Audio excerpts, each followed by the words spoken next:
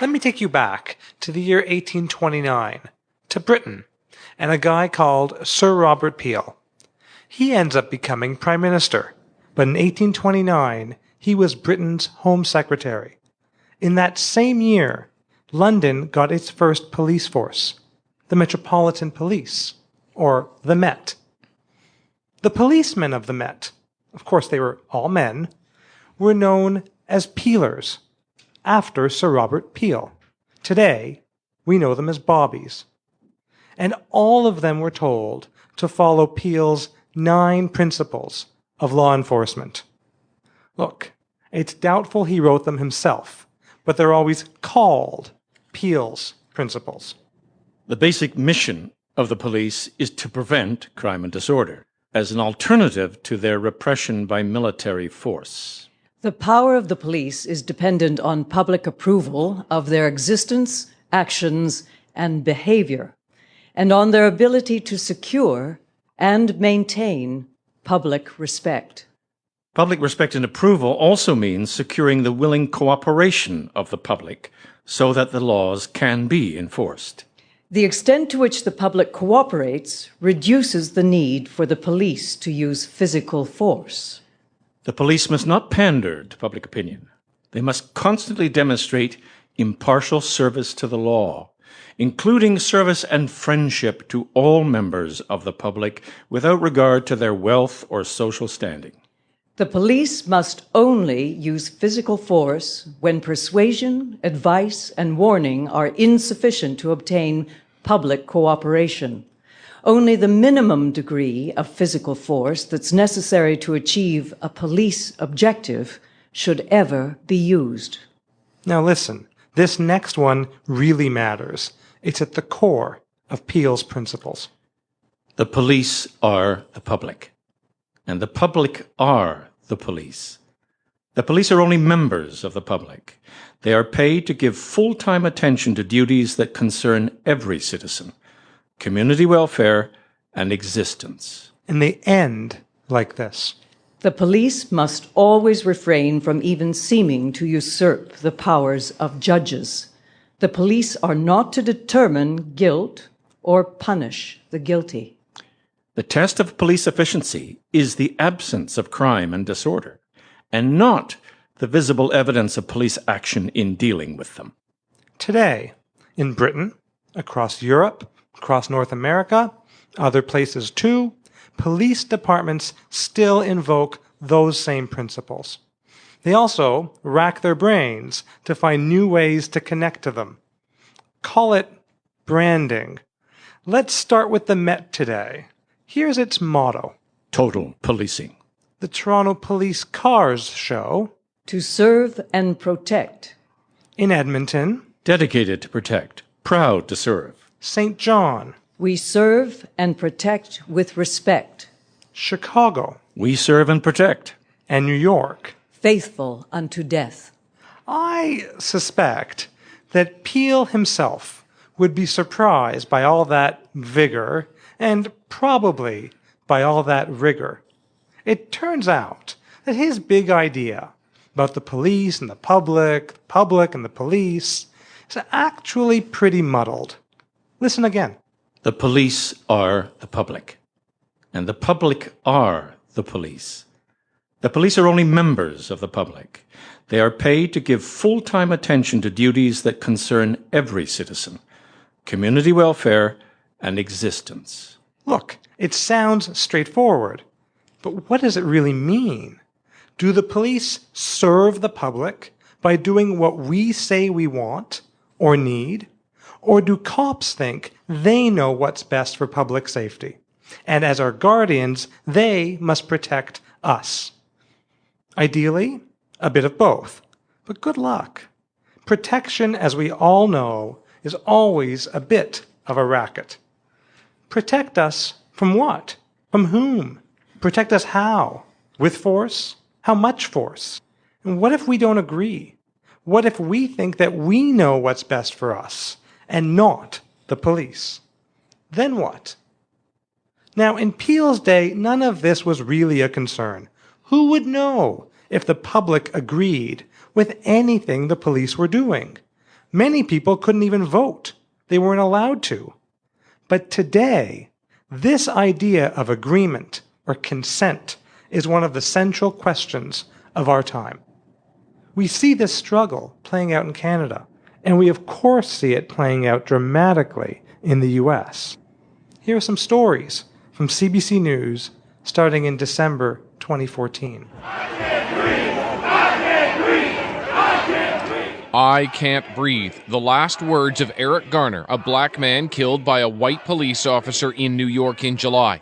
Yesterday, a grand jury there said it would not indict the officer who put Garner in a chokehold, a move prohibited by NYPD policy. Indict, convict, send those killer cops to jail. At least 1,000 people gathered in Baltimore to protest the death of Freddie Gray. Gray, a black 25-year-old, was arrested on April 12th after officers say he made eye contact with police and ran away. Officers held him down, handcuffed, and loaded him into their van. Gray suffered spinal injuries in custody and died in a coma a week later. Yesterday, police acknowledged Gray should have received medical attention where he was arrested. Protesters have gathered in St. Paul, Minnesota, where a black man was shot by police. About 200 people have gathered outside the governor's residence. They are demanding justice for Philando Castile, who was killed after being pulled over for a traffic violation. His girlfriend was with him when it happened, and she live-streamed the incident on Facebook. Please, Jesus, don't tell me that he's gone.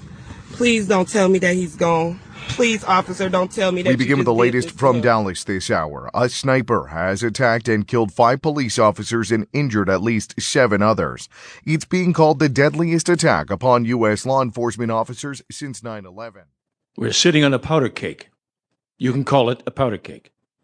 You can say that we're handling nitroglycerin, but obviously, when you look at what's going on, we're in a very, very critical point in the history of this country.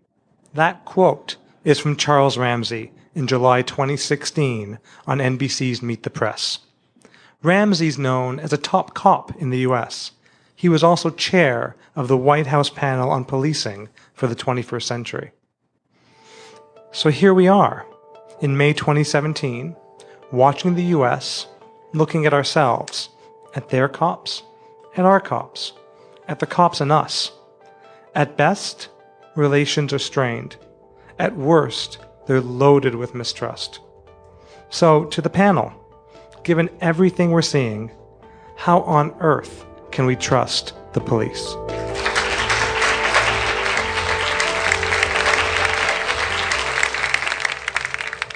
So, let me turn to our panelists. How do you describe relations between the police and the public in Canada today? Dawn. Well, I think what's important to recognize is that there is, at least apparent to me, and I think apparent to many others, an increasing militarization among the police forces. They look more paramilitary than ever. They're wearing camouflage uniforms in some instances. They're carrying AR, or assault rifles. No longer do we have the image of the English Bobby, who doesn't even have a firearm with him. And I guess that's a very huge concern, particularly for those on the receiving end of police enforcement. Because when you start characterizing yourself as the hammer, everybody looks like the nail. But we're not the U.S., so are we also sitting on a powder keg? Todd. Almost every fiasco or tragedy in the United States in policing permeates and maybe even pollutes the media in Canada. So I do have a fear that the Canadian discussion of the state of policing, the reform of policing, is influenced by, to some extent, the specter, right? The ghost, if you will, of police problems in the United States. But on the question of trust, I don't think we know whether or not people trust the police, because mostly we don't ask that question. To be honest, I was stunned not to find any consistent surveys that repeatedly use the word trust. We ask about confidence. Do you have confidence that the police are going to be effective in the work? Do you believe that police do a good job? But we don't ask direct questions about trust. And yet people depend on the police routinely. We know in Toronto, more than 1.5 million times people call the police for some kind of assistance. That's down from a couple of years ago, from 2 million. But it means people are maybe not trusting the police, but needing the police or wanting some kind of response. Shauna. I think the challenge is that, especially when you're looking at all of Canada, I mean, my experience is in Toronto, but communities have different needs. And what a community is very different, even in the city of Toronto. And you stretch that out regionally across the country, and what a community needs, what it wants, what it expects is very different. I'm not saying that there's not themes that you can see across communities and that there isn't some integration there, but certainly it's a challenge to define what that is. Well, so what do we mean by trust here? We could mean trust in some kind of faith-like trust. We could mean the question of whether the public tolerates the police. We could mean Todd's question of needing the police. What is it? Every single scenario you just gave was somewhat negatively slanted, which I just think is really interesting and in terms of how the question is being framed. And is it a matter of needing the police? Sometimes. Is it a matter of working in partnership for community safety? Certainly that would be something we were aspiring to. And I think it has to be aspirational, because at the point where you think, okay, we have trust here in this relationship, and what does that look like? Then, at that point you're taking it for granted. It has to always be a work in progress. Don, what's your sense on this? Well, I can only talk from the Indigenous perspective and the community that I come from, the community that I've served.